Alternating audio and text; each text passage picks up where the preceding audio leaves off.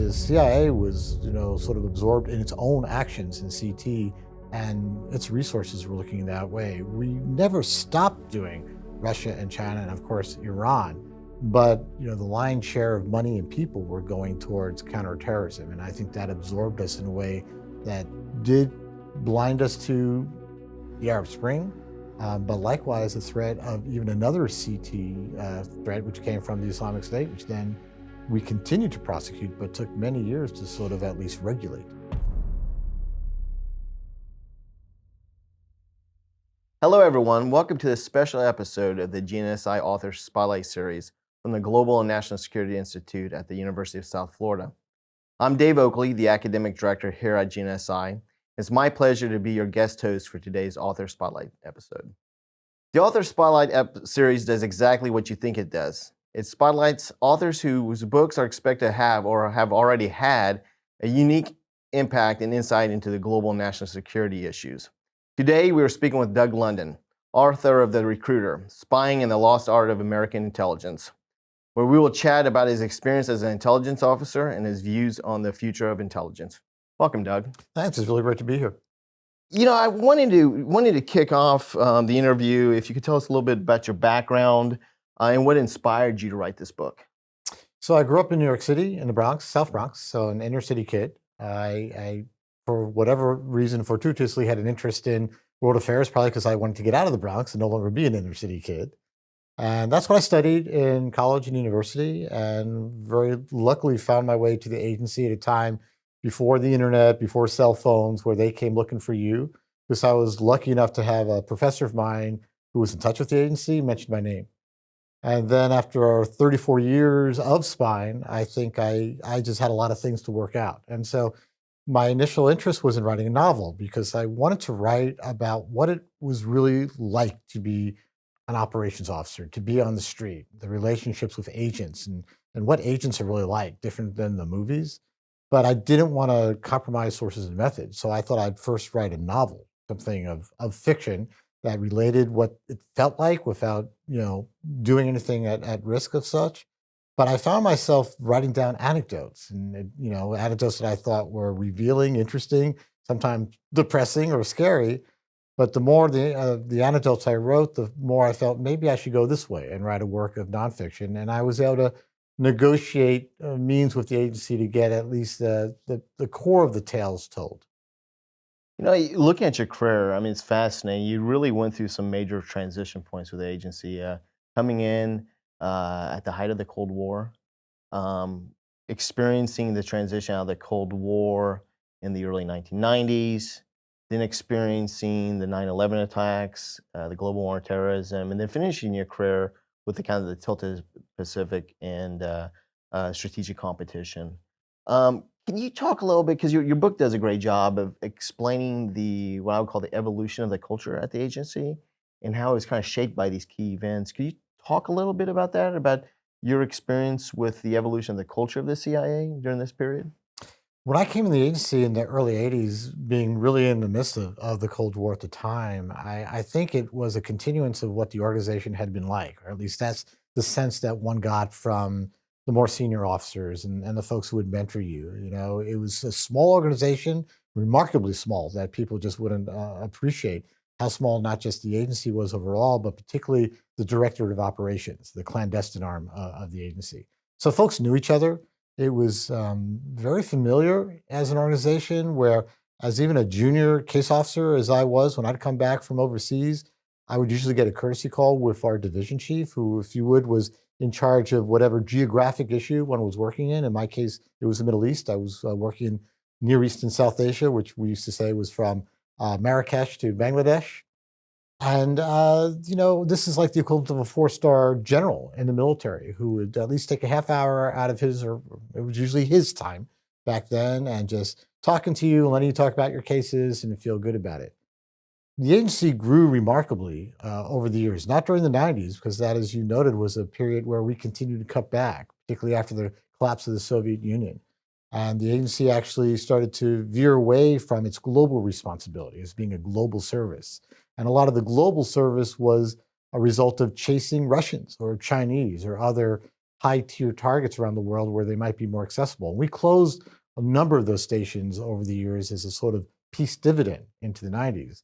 Obviously, we would come to rue the day that we did that as what we'd face from a more confrontational, aggressive Russia, and obviously the threat from China and other transnational threats that would come to us over the years. But the juxtaposition was really then with what happened after 9/11 and the war on terror and the 20 years that followed. The agency ballooned remarkably. It just became extremely large, became a lot more hierarchical, if you would, where a junior officer couldn't expect to see a division chief now center chief, and with that went a change in that intimacy. That sort of everybody knows each other. We're a small elite group, and it became a lot more bureaucratic in ways that I wrote to in suggesting that I think those years were tough on the agency in losing its initial and important identity as an elite spy service. But in a challenging way, I think as we move now more and more to strategic competition, if you want to say a pivot to Asia, and certainly there's been a great concentration on China. There's a China Mission Center now, a standalone area which is just totally dedicated to China.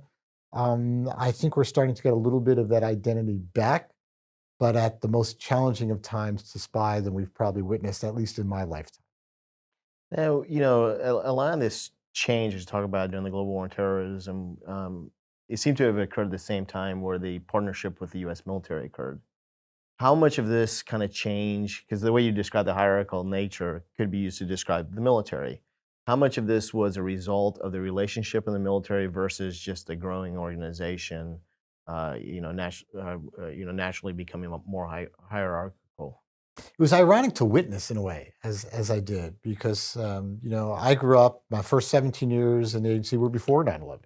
So it was all spying all the time, and we sort of kept our arm's length distance from all the other agencies. We provided supporting intel. We always did to the military and everyone else across the community, but there was less of a need for the transparency that really was required following 9/11 and really was required, particularly in the conflict zones. But the irony I speak to is how the military, particularly the special operations world, was trying to become more like the agency, try to have more flatter management, to be more agile, to allow room to be more innovative, have a bit more autonomy to take decisions in the field. Whereas the agency was becoming a lot more like the military.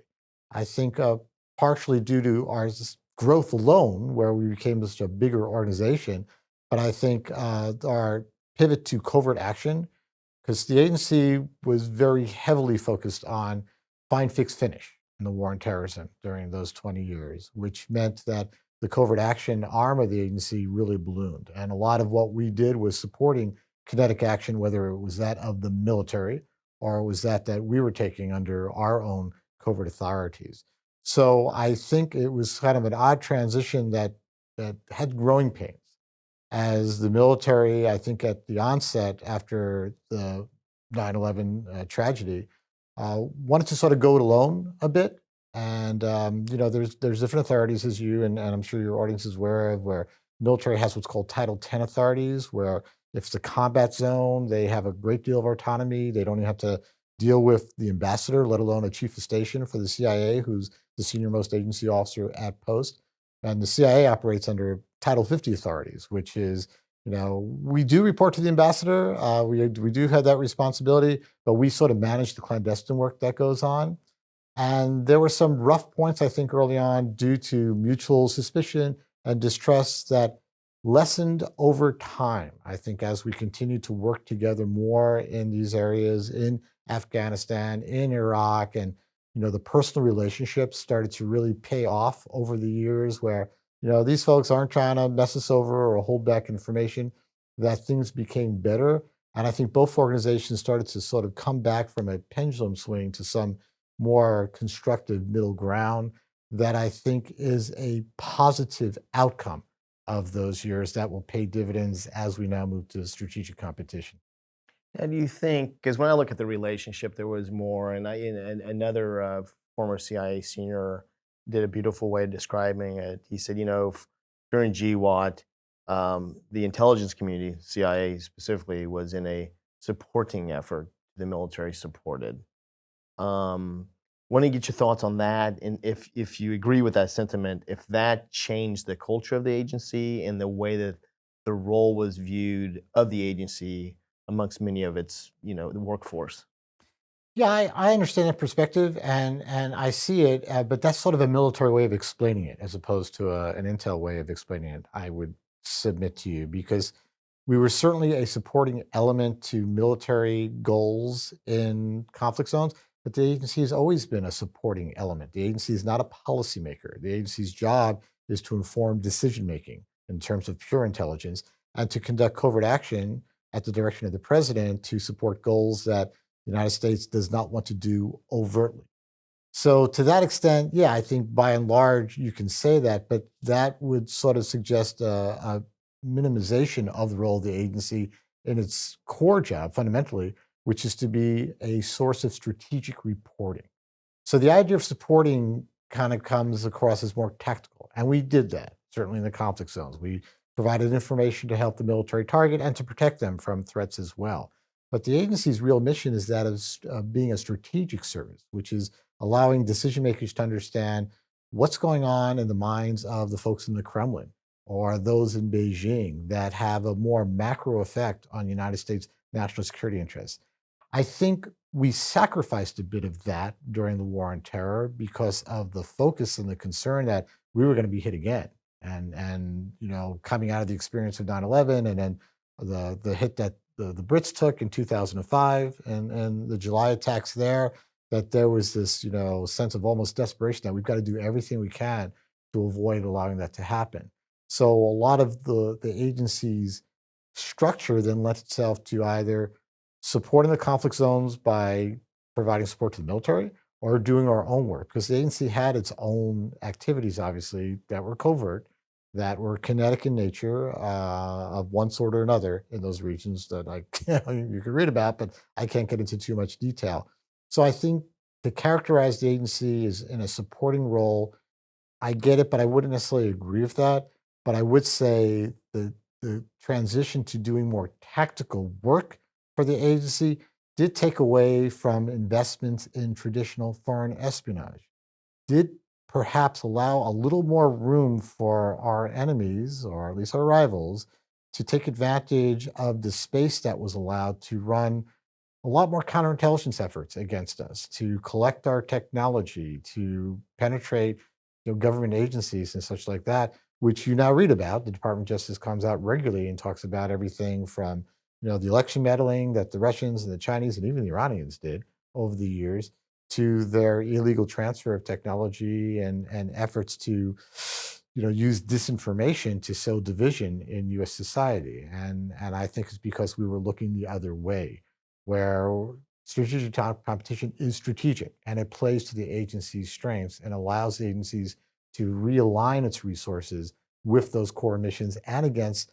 the more existential threats that come from rivals who have nuclear weapons and the capacity to mess with the United States politically, militarily, and economically and technically. And I think that was his point overall. Is when we had the conversation, I remember him saying because this was around the time of the uh, in the Middle East of all the uprisings and stuff like Mhm. that, the Arab Spring. And I remember him saying to me, he said, "Hey, I know why we missed that. We were focused on Afghanistan and Iraq." And so I took that as saying, "Hey, we focused a lot on enabling military action, support the military like that," where that kind of took a resource away from the bigger picture, Mhm. like you're talking about. So exactly right. At that point, though, and that inflection point around 2011, we were trying to find an end game for CT work, at least in Afghanistan and Pakistan. So we were coming up with a strategy for how can we, if not destroy Al Qaeda, strategically defeat Al Qaeda to get to a point where it was a minimal threat, if at all. And so, yeah, the eyes were there, and to an extent, that's also why we didn't pick up as much on the threat from the Islamic State because our eyes were on Afghanistan and Pakistan largely, and to some extent Yemen, because Yemen was a significant bastion of an Al Qaeda affiliate, which really was devising the most heinous plots against aviation and Western countries. So Again, it was a focus on CT, which you could say was supporting, but the CIA was, sort of absorbed in its own actions in CT, and its resources were looking that way. We never stopped doing Russia and China, and of course Iran, but the lion's share of money and people were going towards counterterrorism, and I think that absorbed us in a way that did blind us to the Arab Spring, but likewise, the threat of even another CT threat, which came from the Islamic State, which then we continued to prosecute, but took many years to sort of at least regulate. And during the same period, there was rapid growth at the agency, Mhm. and it seems to me a lot of the officers that came on during that time probably had a much different experience than you did early in Mhm. your career. How did those experiences during the global war on terrorism in Iraq and Afghanistan, do you think it affected the agency at all? Um, I think it did. I think some of the corrections I see in today's CIA address just that. I think we became a less inclusive organization because we were more hierarchical. Certainly, some of that was due to our growth. And we became a more hierarchical organization because we were more of a paramilitary organization. And many of those who were being developed and nurtured as leaders were being developed for their ability to lead and prosecute covert action programs, which were, largely kinetic in nature. And that then took on much more of a military culture.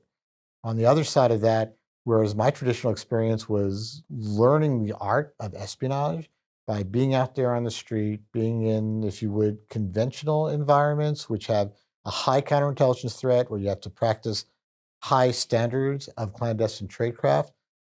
All of our officers were rotating through conflict zones where the tradecraft is entirely different, where based on the physical threat to our people, they didn't really have the luxury of being out there, learning the streets, working the streets, and practicing that sort of clandestine tradecraft where, our operations sort of lacked the clandestine sophistication because of the need to minimize the risk to our people and how we would spot, identify, recruit, cultivate these contacts and then handle them.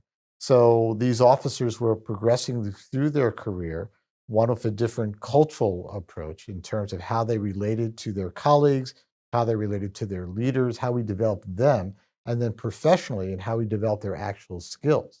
So in trying to deliver a generation of officers that could once again take to the streets in, Moscow and Beijing, these were officers who were used to sitting back in a lot of the conflict zones and waiting for their agents to come to them, often referred to us by other agents or spotted by foreign partners for us, and then met and handled by essentially bodyguards who were going out and collecting these people.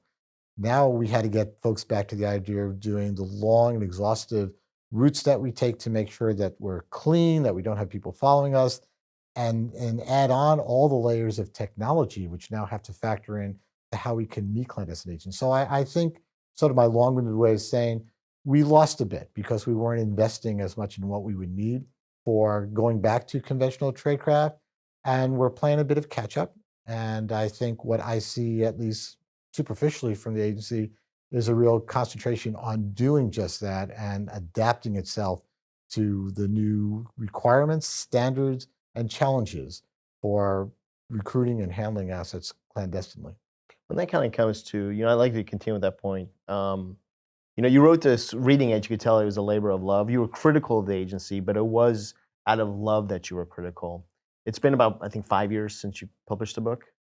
Three. 3, has it been 3? Okay. This Uh, feels longer. yeah, I was thinking 20, for some reason I was thinking 2019.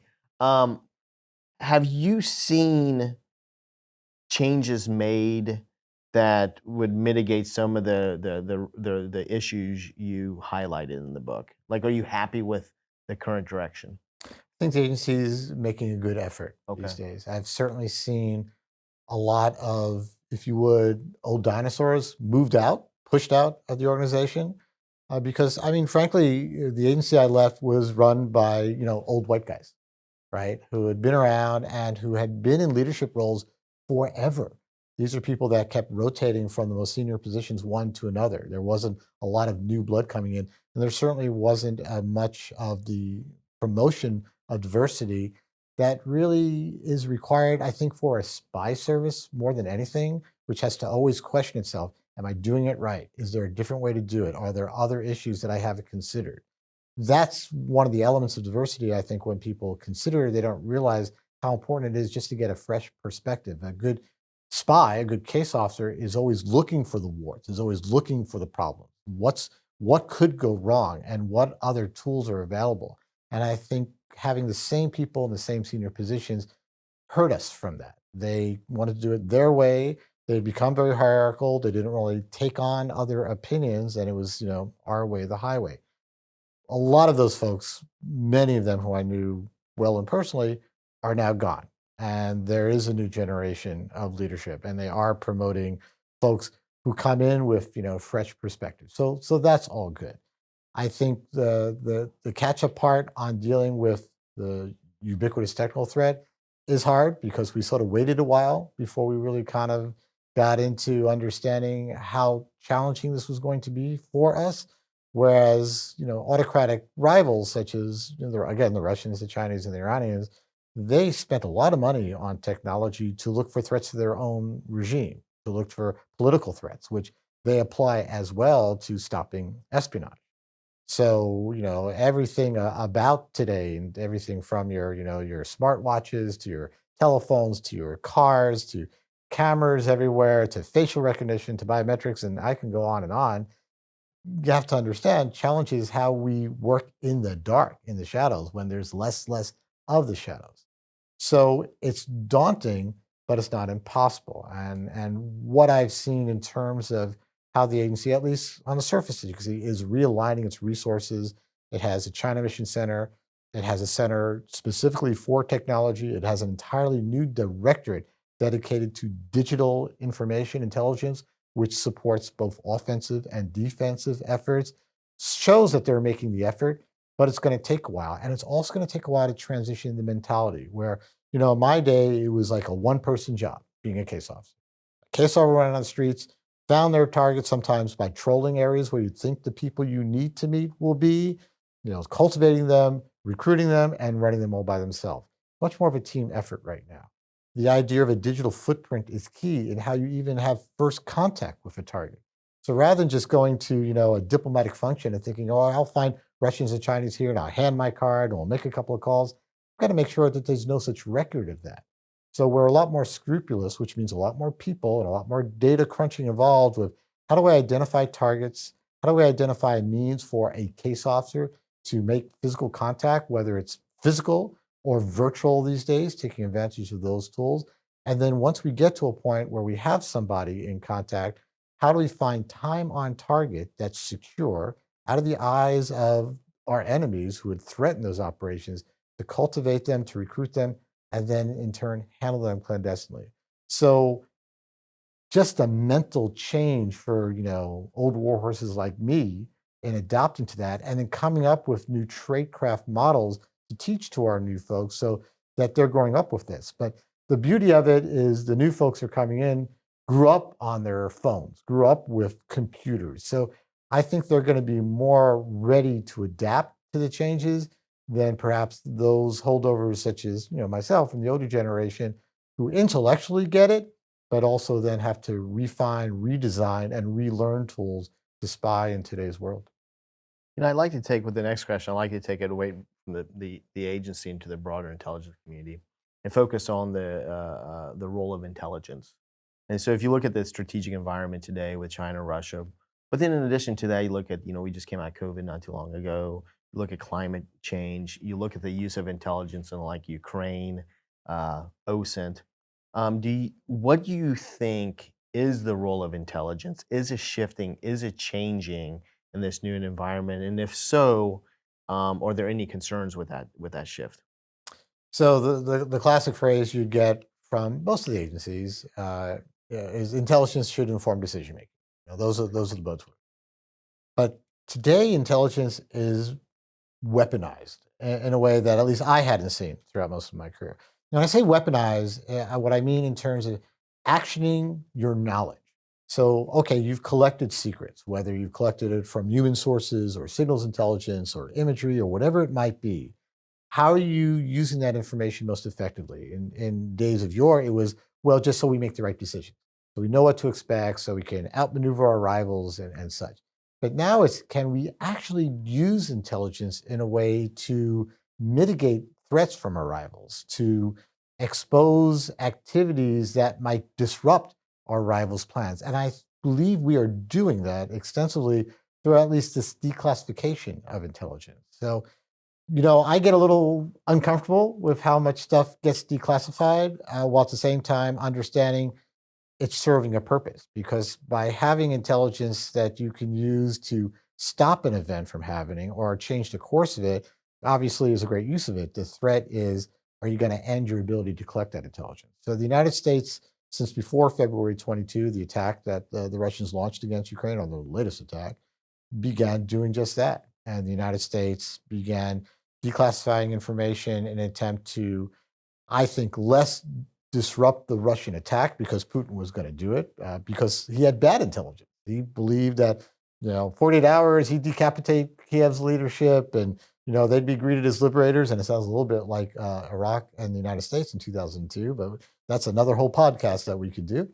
But I think the United States was using it to great effect to rally public opinion, particularly amongst our partners, our foreign partners, and especially in Europe, where I think it paid dividends in the likes of Germany, moreover, and even some of the less inclined EU partners, such as Hungary, to rally behind supporting Ukraine, such that when the attack did occur, and I will say with some acknowledged bias, the United States was the only country that predicted that the Russians were going to invade. All our European partners says, now this is for posturing, this is to leverage and such like that.